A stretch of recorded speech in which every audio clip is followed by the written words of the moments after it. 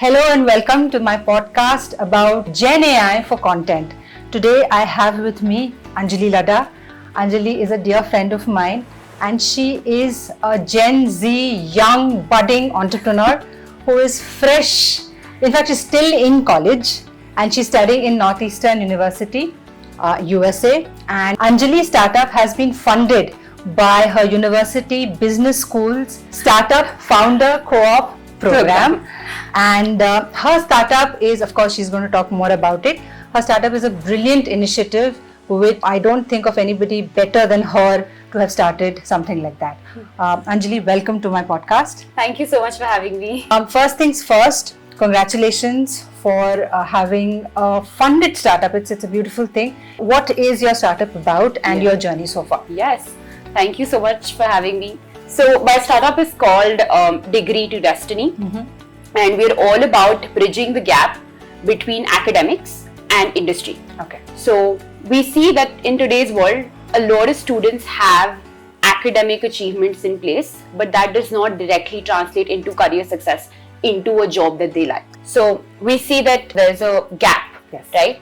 And with Degree2Destiny, we bridge that gap using what we call Generative AI, but also our CAN model, which basically stands for communication, AI and networking. Perfect. And generative AI is the thing that everybody has in mind, both in terms of potential opportunity as well as fears. And we are going to talk about that. So, but before we get into the meat, I wanted to understand, you are still in college, you are an entrepreneur, and you wanted to, obviously, you have miles to reach. So what drives you? What is your mission and your vision in the years to come? Yes.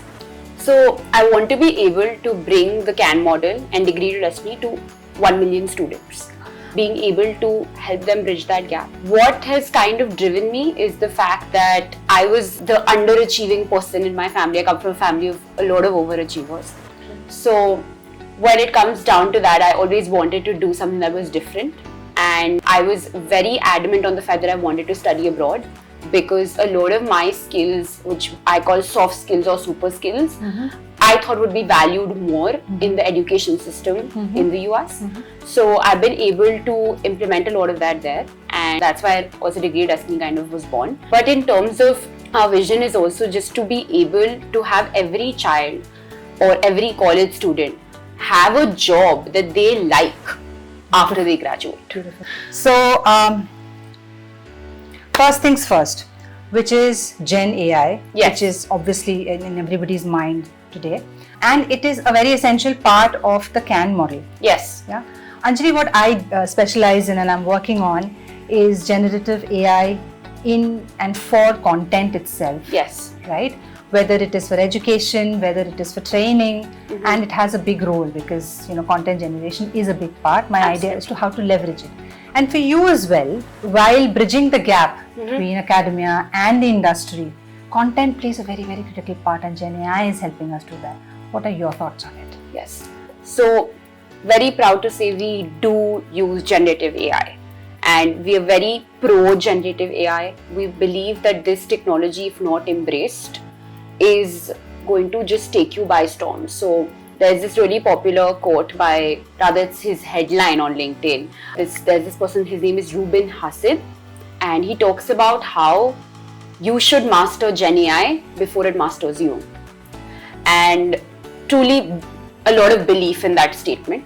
So how do we use generative AI for our content? LinkedIn on a daily basis we have models in place that develop LinkedIn posts for us, which are entirely generative AI driven. We use it for video making, we use it for our images. I have personally tried also like headshot images of yourself using like a couple of photos of you. Very interesting photos came up. It also made a photo of me when I was like a kid, and very nicely made. And when I showed it to people, they were like, oh my god, like that's not actually you, that's like a generative AI image. And I'm like, yeah. So very interesting things that come up with that. But I think it has become so much easier to produce content, to be able to actually deliver quality and be able to also rectify a lot of things at a scale. Because earlier, if you had to make content for 30 days, it would probably take you, I don't know, like a week to sort everything out. Now it's less than a day's job. You can probably get it done within 5 and 6 hours. I used to work for a social media marketing company. I did an internship before I went to college, and I remember it was so tasking because it really requires you to have a script, and then that reel has to be edited, and then there's an entire process which takes forever. Now those things have become so much easier and so much more accessible. Anyone can learn anything very easily and produce content.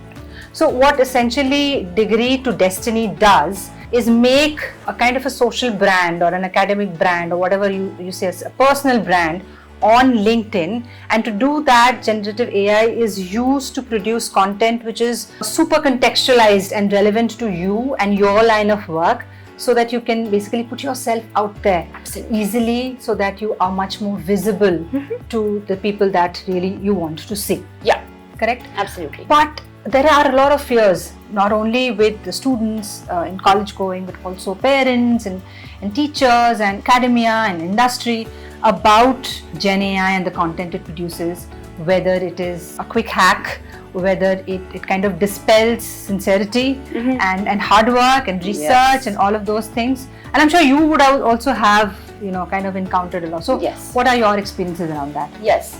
So I'm a very big follower of Sal Khan, who is the founder of Khan Academy. And I heard him speak at an event at Harvard when I was in Boston. And he talks about how generative AI is actually going to be the reason behind education equity for people, instead of it being a tool for cheating. Whenever a new technology comes into play, when, for example, the internet came into play, right? We heard that the internet made it easier for people to do research, right? And then there was no value in people going to libraries and sitting there for hours and looking for things and this and that. It just made information more accessible. Here, your efficiency by using generative AI is going up. Yes. And what would require you to do 5 days is now taking you 2 hours to do. So I think it is the way that this entire technology, it is coming in by storm, and if you do not embrace it, it's not going to work. So in terms of, as a student, we have guidelines in place, which I see a lack of in India, to be very honest with you, that this is the way you can use generative AI. And if you're using generative AI, please make sure that it is referenced and it is in your reference sheet of the work that you're doing, because you need to give credit to generative AI for what it's doing for your work. So we always cite it, and we also make sure that our software that actually corrects our work can also catch immediate generative AI. Like if it's a bulk text from generative AI, it's going to catch it. So over time, if you do not humanize your content and if you're not able to fully embrace this and be able to integrate it into education systems, it's not going to work, because when these people move to industry, they will have to use it. Absolutely. And if you don't know how to do basic prompt engineering, which actually has no component of engineering, so to say, and if you don't know how to do that, you will not be able to survive. So whether that's for, as a student, if that's making my research easy, and making sure that I am actually producing very good quality. So it's making sure that every student has an equal base where they can produce quality to the surface. A lot of people struggle with grammar, a lot of people struggle with English. It's making that easier. Absolutely. So that is the what power of the idea is much more important right now than mere grammar or all of those things, which actually we all know is merely tools, right? Yes. It's the idea which counts. And if generative AI is helping somebody to research for a student quicker, that also means they are going to do more research for other topics and get more expertise, right? Yes. Varied expertise. So if, again, to kind of extrapolate it, if generative AI is taking somebody's job, it also means that someone will be able to do 5 jobs. Yes. It's equivalent to 5 jobs. Absolutely. So then we are able to do more stuff, right? Exactly. Which we were hindered to. Yeah. Right? So exciting times. Yes. Just to add to that, for example, with me, I don't know how to code. Okay. I took a class in coding, but I still don't understand it. So for someone like me who can visualize and actually can think about creativity, generative AI is going to help me develop the code for it. So these things are now just going to become easier and better to do. Like why would you spend time writing a 15-page paper instead of like getting information immediately, or like reading that 15-page paper to get that one line out of that for your site? Absolutely, and now it's no longer a showstopper. Yes. And you do not have to depend on anybody. Yeah. You yourself can make your own ideas. You can see your ideas work. Absolutely. And coding is not stopping you. Yes. So that's okay. Exactly. So Anjali, you are now working with a lot of colleges as part of Degree2Destiny. So you're kind of a bridge, right, between the learners, the teachers, the faculty and the academia. Interesting bridge you are in, right? And very, very pivotal, I must say. So what do you think about how Gen AI for content can be used by teachers, and how are the students really want them to be used by teachers? Yes. So any teacher that I have had like as a mentor, and I've had multiple conversations with them since I have come back to India. So everyone tells me how they struggle to give personalized advice and personalized skill report to students, right? Till date in my school, they write reports or type reports, right? And they don't know enough about each child. But with generative AI, even in a class of 40 people, you can be using that technology to make sure you can find out what exactly is wrong with each child. You can personalize tests for them, and you can be able to help all of them in a way that is helpful to them. So teaching at the faculty level can become way more student-centric instead of it being very generalized. So Khanmigo also talks about this, which is the AI assistant of Khan Academy.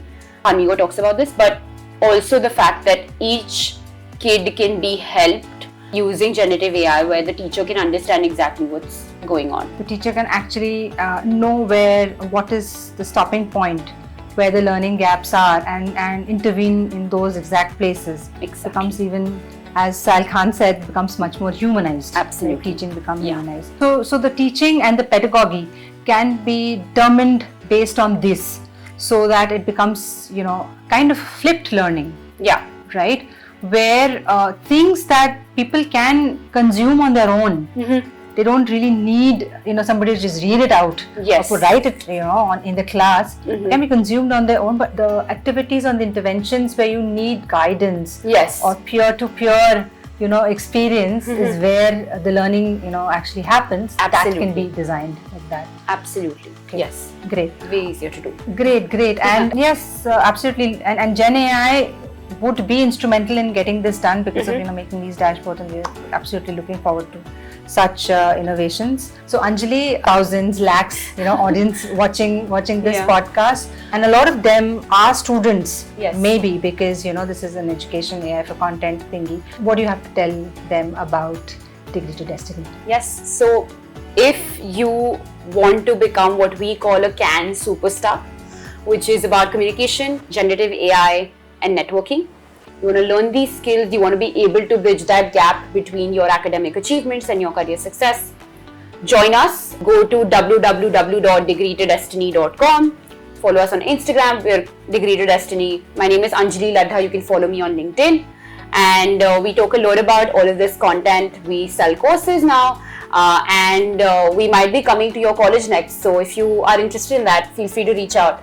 And thank you so much for having me. And absolutely. Thank you so much, Anjali, for being here. That's all we have today in this podcast episode. Stay tuned for more superstars like Anjali in upcoming episodes. Thank you for watching.